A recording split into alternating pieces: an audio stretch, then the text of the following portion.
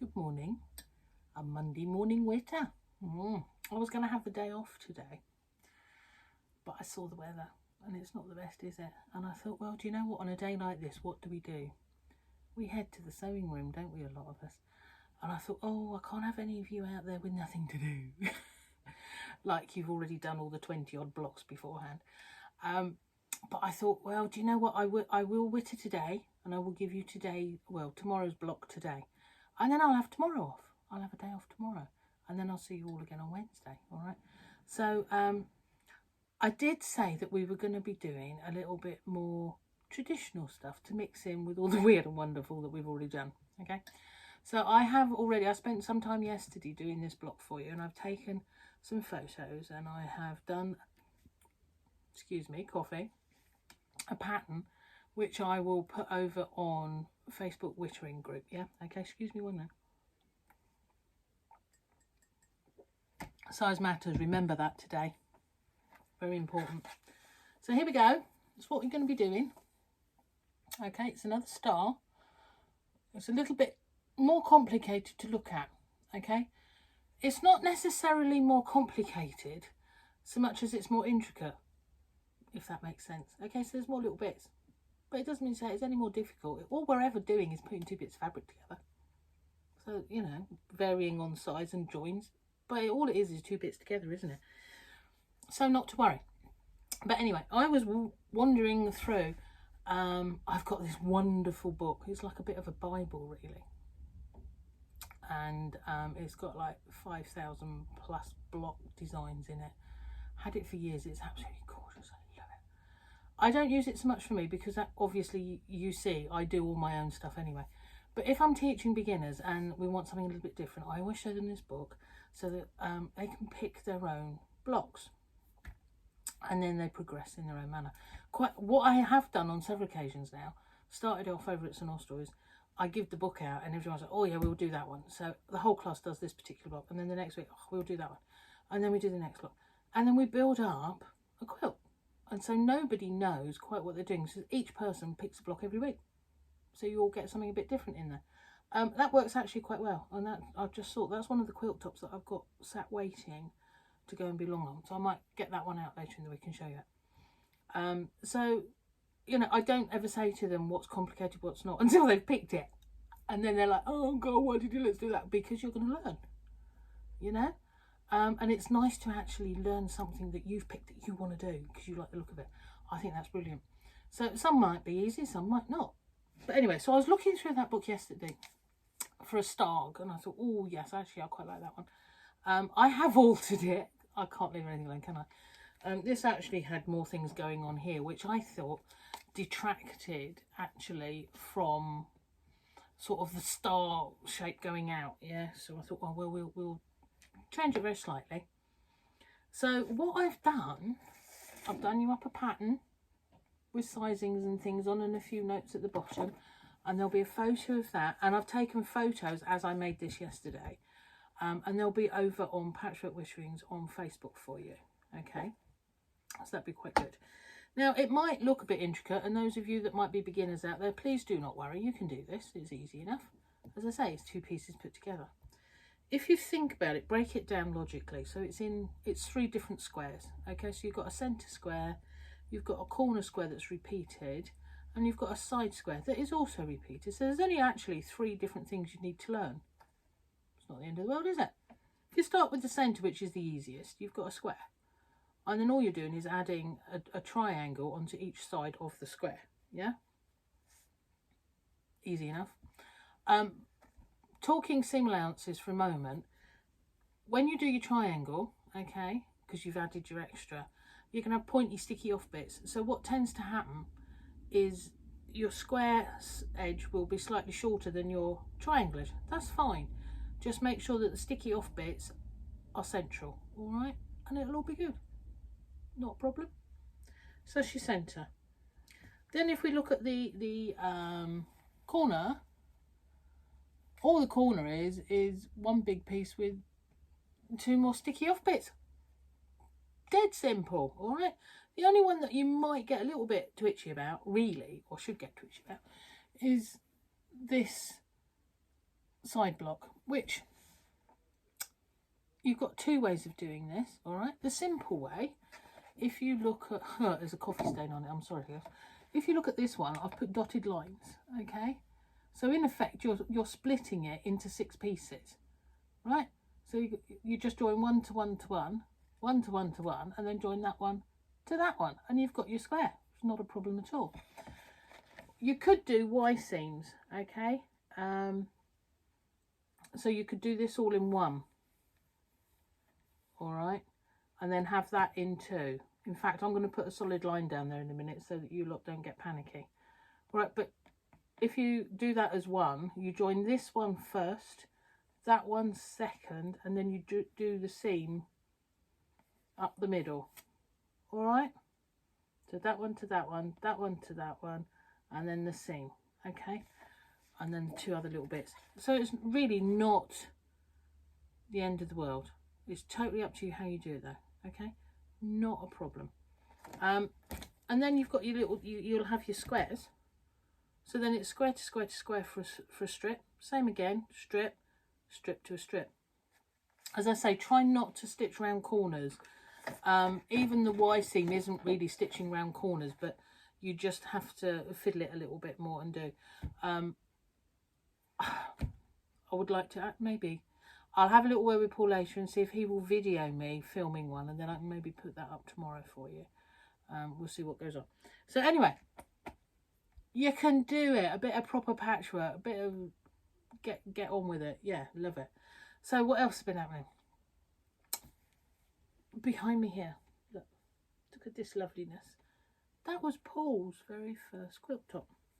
And it's actually really very exciting because I was whittering away at him. He must get so sick of me, bless him. Because the weather's changed, I said, oh, so why don't you come out into the cupboard and finish your quilt? So he might be coming out later. So that's just lovely. I might have some company out here today, other than the gorgeous Thomas who's in his bed underneath you. You can't see him. He's fast asleep. So Paul might come out, which would be really good. He's gone off to do something in the garden at the minute, and if the weather turns even more, then I think he's coming out to join me to put a border on this one and then to quilt it. He did this when we were in Ireland last year. We went over to the west of Ireland on a quilt retreat that I was teaching, and some of the ladies from Cornwall came with us, and elsewhere, has to be said. Karen up there, hello, and Julie up a little bit up, as opposed to up, just a bit up. That's good. And a lot of the ladies over in Ireland, and we had a lovely time. There was all of us ladies and Paul. He's very good. He was the driver with me in the van, and he was making us gallons of teas and coffees, and bananas. There was a thing about bananas. I don't quite know how. Up and down to the shops all the time, and we got through that many bananas. It became quite a joke. Yeah, so loads of bananas. So that was over in Ireland, and in between times he was sort of sat in the kitchen playing on his iPad and stuff, and he's like, oh, do you want a bit of stitching? And he's like, yeah, I can do, because I always have a spare machine if I go anywhere. So that was his very first attempt. And the points are truly amazing. There's a couple that are but my gosh, absolutely amazing. So he needs to put a border around that and finish that one off.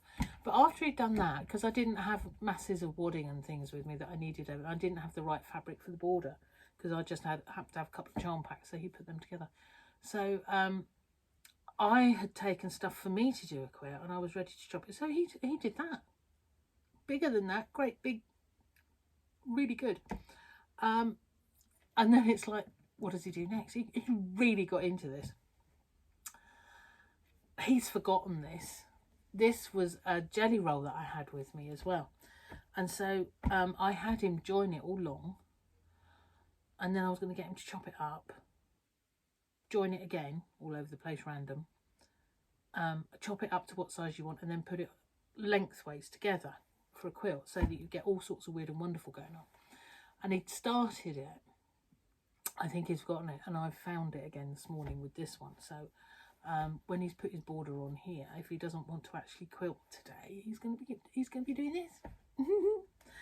I think it's fabulous, I really do.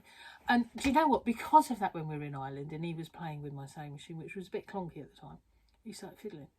And so since then, he's been off and done I don't know how many courses now. And he's a sewing machine mechanic, engineer, whatever you want to call him. Qualified and everything. So now, if you're coming into the cupboard and you need your sewing machine serviced, he is on tap. And it's just fabulous. So there we go, see, of small things, bigger things happen, don't they? Everything for a reason. So not only was he tea making and bananaing, he's now a sewing machine engineer. How do we get from bananas to sewing machine engineers? Truly amazing. But anyway, so that's Paul. So hopefully he'll be in here later. That'll be lovely. And someone to talk to. Well, no, actually we probably won't talk, because if I'm in here on my own, there's just one or two people. I witter, as we know.